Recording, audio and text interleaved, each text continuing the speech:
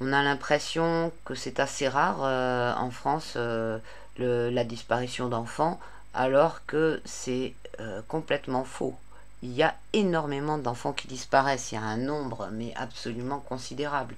Pour 2022, il y a eu 43 202 disparitions de mineurs qui ont été signalées en France. Ça fait un enfant toutes les 12 minutes. C'est énorme. Donc sur ce nombre de 43 202, il est dit que 95% sont des mineurs qui ont fugué. Ça voudrait dire donc qu'il y a 42 fugues. Ce qui nous laisse 2160 non-fugues par an. Dans le nombre de disparitions signalées comme inquiétantes, il y en a 1140. Et sur ces 1140, 544 seraient des signalements d'enlèvements parentaux, ce qui laisse 596 disparitions qui ne sont pas des enlèvements parentaux, qui sont des disparitions très inquiétantes, donc d'enfants qui ne sont pas retrouvés. 596. Ça fait une moyenne quasiment de 50 enfants par mois qui disparaissent en France. C'est absolument considérable. 50 enfants qu'on ne retrouve pas et dont ils ne parlent pas aux informations, dont ils ne parlent pas dans nulle part. Comment ça se fait? Et pourquoi ils parlent de certains et pas d'autres? Qu'est-ce que ça veut dire?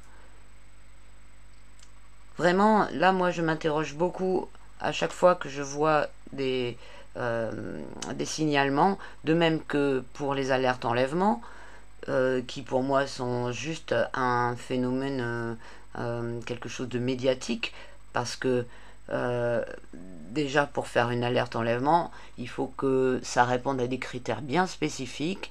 Je sais plus lesquels c'est, là je les ai pas en tête, mais qui disent que ça doit être fait dans des circonstances particulières et on doit avoir des informations sur la façon dont ça s'est passé et qui l'a fait.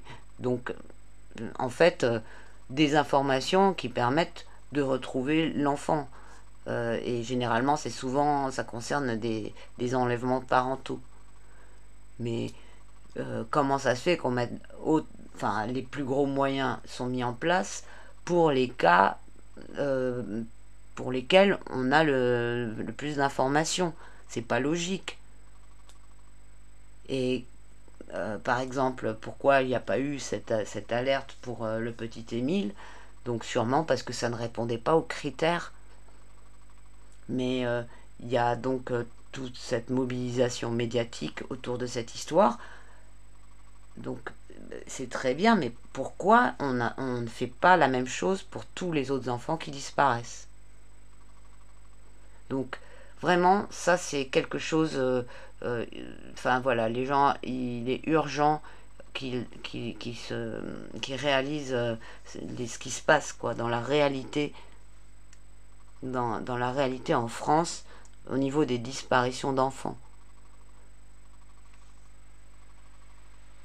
Alors j'espère que le film Sound of Freedom va permettre à certaines, aux gens d'ouvrir les yeux sur tout ça et voilà, parce que moi je pense que c'est vraiment lié, le fait qu'il y ait une omerta pas possible sur les disparitions d'enfants et qu'il y a un si grand nombre. Il y a forcément quelque chose. Pourquoi, enfin voilà, pourquoi c'est tabou? On devrait en parler partout. Ça devrait être le sujet numéro un pour que tous les parents fassent hyper gaffe à leur progéniture. Voilà, enfin, c'est pas incompréhensible quand on connaît l'état des choses de la réalité. Hein. Donc c'est même tout à fait logique par rapport à ces histoires de réseau et de trafic. Mais voilà, il est temps que les Français ouvrent les yeux sur ce sujet.